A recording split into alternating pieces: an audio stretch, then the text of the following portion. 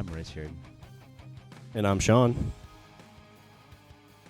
and we are speaking the language of bromance. That sounds cute. It is cute. This is our first foray into the digital medium.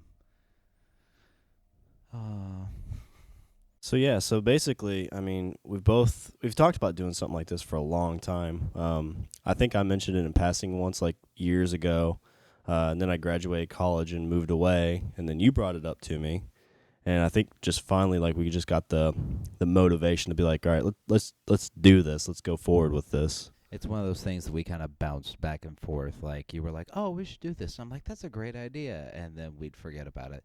And then, like, about 6 months later, I'd be like, oh, we should do this. Hey, that's a great... And then you'd be like, oh, that's a great idea. And then we'd play tennis with it. Yeah, it was just something I don't think either one of us, like, we had motivation at the wrong time. Like, I'd have motivation to do it, but you're kind of like, yeah, let's do it, and then just kind of fall off. Exactly. And then vice versa. And I think this time it's kind of like I'm at a point in my life where, like, I've tried a few different things. I tried programming on my own. I tried, just doing some kind of art writing type stuff. And finally, it's like I want to do something that I can get things out there sooner, a little bit quicker. And Exactly. what really got me going on this is you and I game a lot, play Dungeons and Dragons, movies and stuff. That's kind of the big things we're in, movies, comics. Mm-hmm. We've got some decent life experience, I would say. And the last time that we were gaming, you showed up a little bit later, so you didn't get to play a character. I was DMing at the time. Stupid work. I know. And as I leave, I'm like, I had to hurry up and leave because Tiffany wasn't feeling well, my wife. And so I was like, well, I got to get back home. And, like, I stopped and, like, Rich is here, and I haven't talked to him in months. So it's like, how you doing? You're like, yeah, good. We get, like, a 10-minute conversation, and I'm like, this sucks. Like, just don't have the opportunity to talk much. Exactly. And it's one of those things, you call when I'm busy, I call when you're busy. Actually, I think you do more calling than I do. But just doing this just kind of gives us the opportunity to be like, all right, this day a week we're going to sit down and just BS about whatever's, on our minds. This is our way to force each other to actually sit and talk. Honestly, my big motivation, it's sad to say that I get my motivation from other people, or it's I get inspired, but I get mine's from Kevin Smith, where he's like, you know what, he's like, he has his own show, and it was basically a way for him to sit down with his best friend, and he's like, that dude's a funny motherfucker, and it's a way for me to sit down with my best friend, force myself to sit down with my best friend, and talk about whatever and make each other laugh, and I'm like, why don't I do that? I have people I know. I was like, my best friend's miles away, and we talk on the phone, and it's great, but I mean, it's nice for me, it's going to be nice, 5 years, 10 years down the road to actually have a audio record of like, oh, remember this thing, oh, remember that thing. Yeah, he just had an awesome. It was where he was sitting down talking with somebody. It was like a forum type setup, and he was just saying, like, he's going to have these conversations with his parents. I mean, we're going to have these conversations now where 15 years from now, you'll be talking with your kids, or I'll be talking with my kids or somebody I know, and be like, well, it's one time me and my best friend sat down and just BS'd about this brand new movie that came out. Instead of just being able to talk about it, you can actually say, well, no, let me hit play right here, and we can actually listen to it. And it's just going to kind of allow for that timelessness to go on. Exactly. So it's interesting you bring up Kevin Smith. So I was kind of thinking about, probably a little bit in the future of this, but I was thinking about, like, the first time that I ever kind of saw you, and I was curious what you thought, when you saw me, like when our eyes met and we had that, did we just become best friends moment? Exactly. We both were working in the same spot. Actually, I wouldn't say it was probably it wasn't the first time we met. I remember, at least this is my first memory where I was like, yeah, this is a dude I can hang out with. You were you were having a conversation with somebody else, and because I'm nosy, I eavesdrop. You were having a conversation with someone else, and I'm pretty sure it was about the Saw movies. Okay. And of course, I chime in. You were big into horror movies. I mean, you still are, but you were really big into horror movies at the time. Yeah. Back then, that's like I was on like bloodydisgusting.com like every day, like what's the next scary movie coming out. Right, right. I think you were going into like the 8 films to die for, like you were trolling those pretty hard, and I said, I just chimed in and I was like, you want to see a crazy movie? I was like, Last House on the Left, and this is before they actually made a remake. So we're talking about the original Last House on the Left. It was the first movie that Wes Craven ever directed. It was a weird movie. Like to me, like I watch it and it feels like a snuff movie. Like you ever seen the thing 8mm and Nicolas Cage like sits down with this old lady and she's like, I found this, reel to reel, and he puts the reel on into these two people and they're just like cutting this girl up and you're just like, what is happening? And she's like, I want to figure out if this is real or not. So the whole 8mm he's going through trying to figure out if this movie's real. But to me, that film reel is what the entirety of Last House on the Left was. Like, all sorts of crazy shit happens. There's raping and killing, and the dog gets set on fire at one point. I forgot all about that. You want to see him? I was like, I didn't give it away. I didn't talk about the burning of the dog and everything. I was like, you want to see a fucked up movie? Last House on the Left. I promise you. Yeah, so I just remember, you mentioned that movie, and I was like, okay, because like you said, I was really into like stuff, and it's like, how messed up could it really be? I mean, really. So I go out to Blockbuster, I think had it. I rent the movie.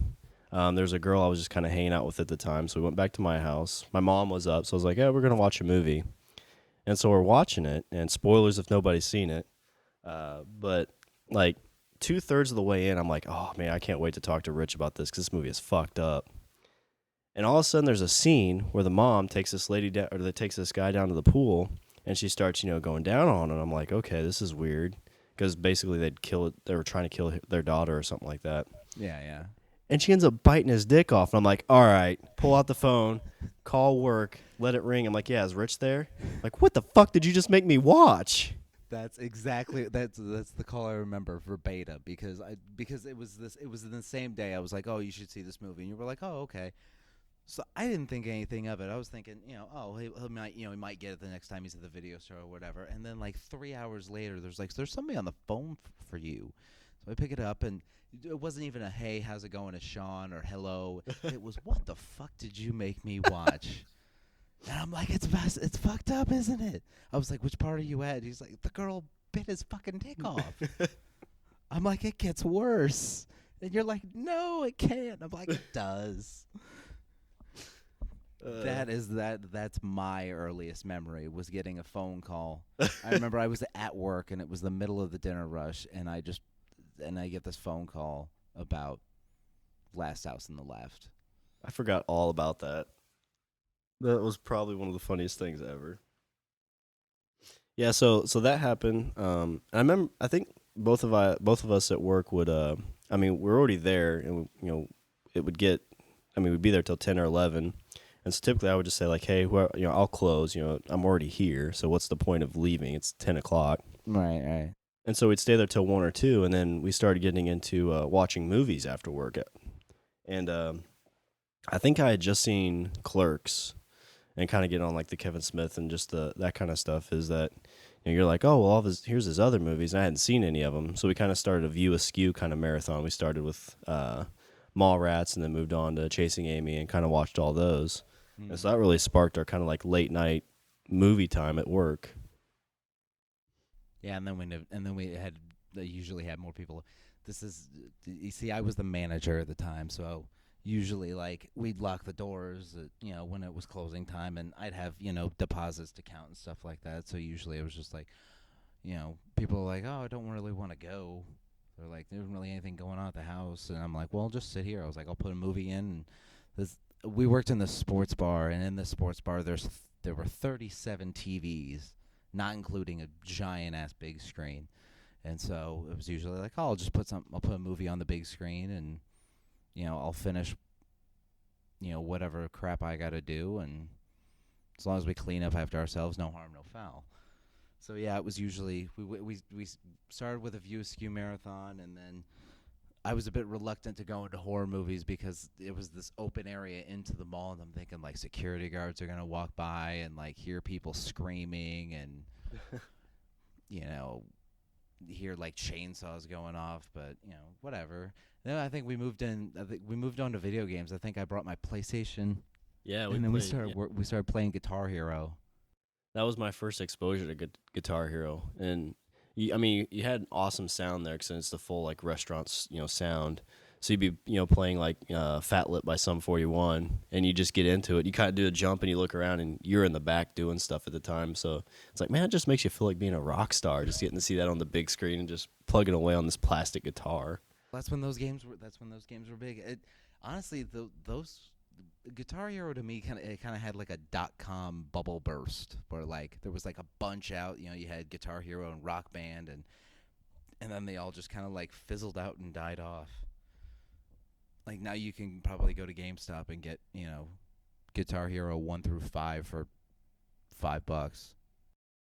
Yeah, somebody recently just told me they bought a bunch of songs for Rock Band, so they're still putting out music and stuff that you can download and play. So there's still a market out there, but I'm not sure how many people are playing it. But yeah, you could probably walk in and buy a whole set for really cheap. Yeah.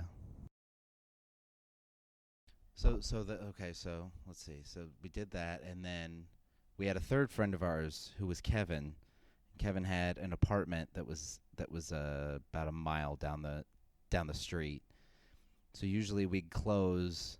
Then we got in the habit of closing and then going over there and playing games or drinking or both. Yeah, his spot was kind of the hub for all that for a little bit. There was like a little stretch where, because it was weird because I was kind of the youngest of a lot of the people there, and you weren't really big into the like going out to bars and whatnot scene. So there's a 3-month period where all the other servers and whatnot weren't quite old enough to go out, but then they hit that gap where they started going out, and then we kind of stopped going to Kevin's because everybody was going out. Right. And so that's kind of where we continued the movie and video games. But then that's when you kind of introduced me to the world of gaming. Because you show the crazy a little bit at a time. It's like when you meet a girl, It's like this is me. This is the best of me, and then I'm gonna show you the best of me plus a little that's not so great, and then you just kind of increment it, and then if they stick around, then it just keeps going. You kind of, you don't put it all on Front Street first. It's like, just a little bit of time to see what you can take. Like, oh, no, I was kidding. I don't really game. That's weird. I saw I experimented in college. So you say, because like all I've ever heard about is like, I knew like there was experience points and like there was levels, but whenever I thought of it, I thought it was like this big like official thing. It's like, oh, I have a level 22 rogue. And like, I thought that was something official. And so you invited me out for the first time. It was over at your place, and you had like 10 people there. It was a big group, and so it's pretty intimidating already. I think you rolled up my character. And so we're kind of playing. It's a little bit overwhelming, but it was a good time. And then Did we do D&D? Yeah, we did D&D the first time. Okay. That was the time where we were fighting in some kind of area in Lenny. There was like some green slime, so we ended up throwing fire on it. Oh yeah, and then it enveloped somebody. Yeah, and he's just like enveloped somebody first, and then he's like, "Kill it with fire." Yeah. And then he catches the person on fire and the slime, and he's like, "Oh well, see ya," and just runs out of the room. He runs off, and little did he know the fire really didn't do anything. But But it was a good time, and then you introduced me to the fact that you guys did that like once a month on a Saturday, and it was basically a full day thing. And so I was like, yeah, sure, I'll do it. It'd be kind of fun. And that's where you introduced me to the Star Wars campaigns. Yeah. And we did that for a long time. That was pretty much really my first introduction to gaming was the Star Wars kind of environment. That was a whole year. I think actually no, that went on longer than a year. That went on like 14, 15 months. Yeah, it went on it was all through college. I think we just started doing more D&D stuff like about the time I moved away from town. Yeah. Well, that Star Wars adventure, I remember Star Wars didn't publish any actual adventures because they came out with this new thing called Saga Edition, and it was right before LucasArts didn't renew their license to put out any more products, so they had all these source books, but they didn't have any adventures. They did have one campaign that would take you from level 1 to 20. By the time they came out with that, though, I was already in the middle of a campaign that I created myself, and it didn't take. I mean, it wouldn't. It was just like, probably like 3 or 4 adventures thrown together. I really liked that campaign, though. But then what I did is I tied, because I didn't want you guys to have to roll up new characters and everything. So I just took this one campaign that they had and just adapted it and kind of made everything a bit more tougher and a bit tougher, and it worked out. It really did work out. That was probably the most pleased I've been with a game that I've ran in a while, long while. Yeah, it was a blast. I remember because I kind of had an idea with my characters that I wanted him to go the dark side right away. Not right away, but that's what I had him going towards. And so I just kept, playing him as that character who was kind of just, scared of or afraid of, just the environment. And in that one, if you had so many dark side points, you end up losing the character. And that was kind of cool to be able to take a character that we're playing and actually institute it as part of, like an NPC, like an actual piece of that campaign. Yeah, I ended up making him the main villain towards the end. And to me, it added all the thematic elements of the movies, of this whole concept of, transgression and eventually redemption, because eventually I think he wanted to fight at the end, but you refused to fight him, and you ended up turning him back. It was like Return of the Jedi all over at the very end. But everybody loved that. Everybody had fun with that. So, everybody had their hero moment, and it was awesome. I was really, really happy with that. Yeah, it was one of those scenarios where it's like everybody's seen the movie, so they had. I don't think I'd seen the movies at that point, but you just kind of had a knowing of like this is what Star Wars is. Whereas D&D, you've got a bunch of different, you've got like Lord of the Rings, you got Game of Thrones, you got all these things everywhere, but really Star Wars is just kind of one canon. So you kind of have a solid idea of what Star Wars is.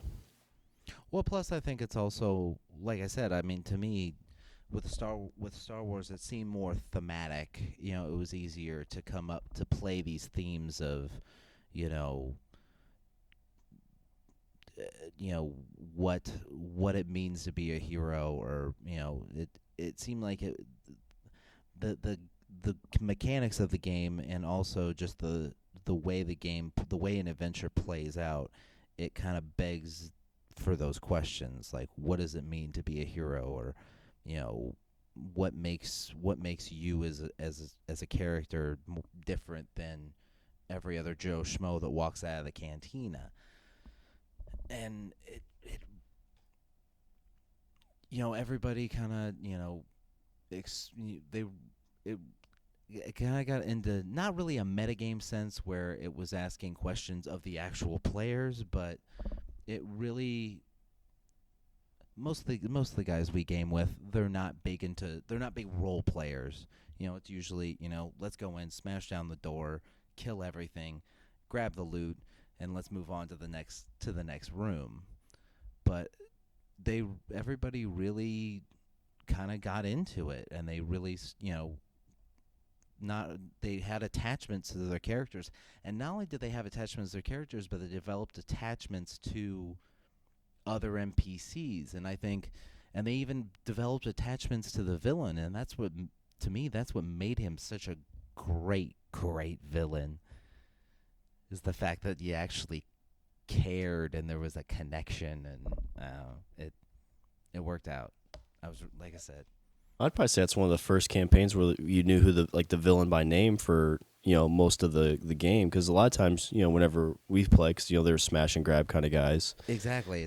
There's the big bad guy. Yeah, exactly. But what's his name? The big bad guy. He had a name, and everybody knew his name, and they would call him by name.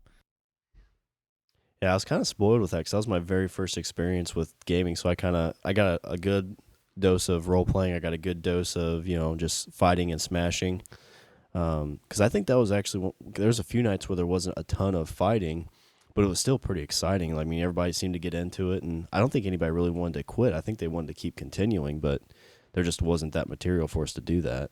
Right, right. And also, I mean, especially that's what's one of the other things with Star Wars is like, once you complete the gigantic mission that you've spent all this time trying to complete. I mean, if you try and go further with it, it's almost anticlimactic. Yeah. It's hard to do. And like if you look at like Pathfinder, I mean Pathfinder kind of tries to do the same thing where they don't really have anything for above level 20 because they want you to play out to level 20 and then you have this big giant goal that you accomplish at the end and then you start over. Well, it seems like that's what everybody loves to do, though. Because I mean, you get an idea for a character. I think you guys had a few D&D characters where you had above like epic level.